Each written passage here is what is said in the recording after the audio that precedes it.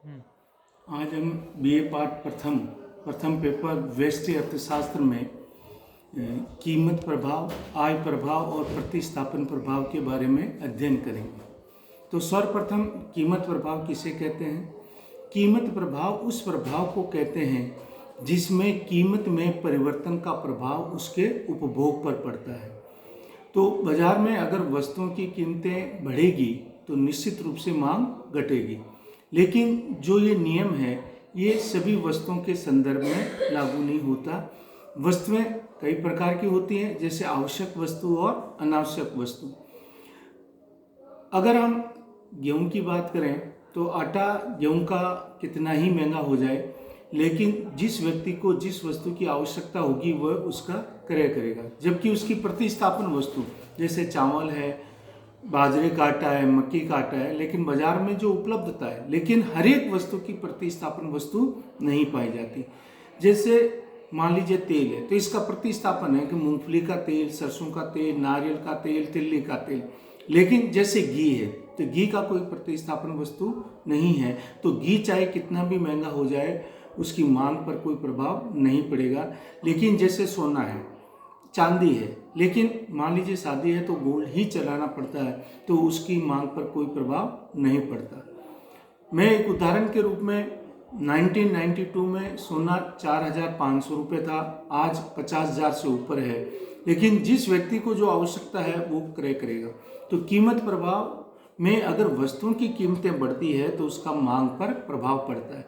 अब ये निर्भर करता है कि कीमत कितने प्रतिशत बढ़े और मांग कितने प्रतिशत घटे, ये मांग की लोच की श्रेणियों से पता चलता है। दूसरा है आय प्रभाव।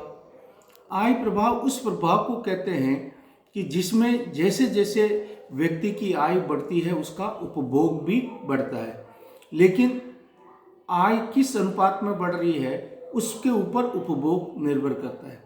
लेकिन ये नियम कंजूस व्यक्तियों के संदर्भ में भी लागू नहीं होता। तो आय कितनी ही बढ़ जाए, लेकिन जो कंजूस व्यक्ति है उसके उपभोग पर कोई विशेष प्रभाव नहीं पड़ता। लेकिन हम जैसे जैसे देख रहे हैं कि मान लीजिए मैं प्रारंभ में जॉब लगा, मेरा 2200 से 4000 वाला स्केल था, आज 37,400 से 67,000 वाला स्केल है। तो निश्चित रूप से पहले की तुलना में मेरी आय में कई गुना वृद्धि हुई है, तो हमारे उपभोग और बचत में भी वृद्धि हुई। लेकिन जैसे अगर मैं प्रारंभ तनख्वाह की बात करूं, मेरे 4,500 रुपये फर्स्ट मंथ की सैलरी मिली, उस समय मेरा उपभोग कितना था और आज मेरी सैलरी कितना है तो उपभोग कितना है।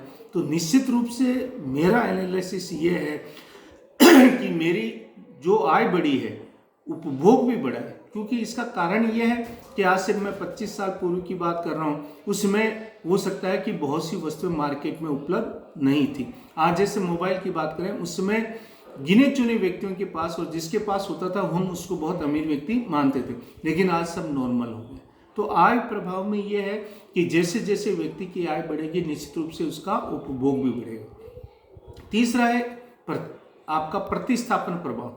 प्रतिस्थापन प्रभाव उस प्रभाव को कहते हैं जिसमें अगर एक वस्तु की कीमत बढ़ती है तो उपभोक्ता दूसरी तरफ शिफ्ट हो जाता है। तो बाजार में हर वस्तु की, ज़्यादातर वस्तुओं की अगर हम देखेंगे तो सब्स्टिट्यूशन गुड्स मार्केट में अवेलेबल है, लेकिन कुछ वस्तुएं हैं जिनका सब्स्टिट्यूशन गुड्स अवेलेबल नहीं है।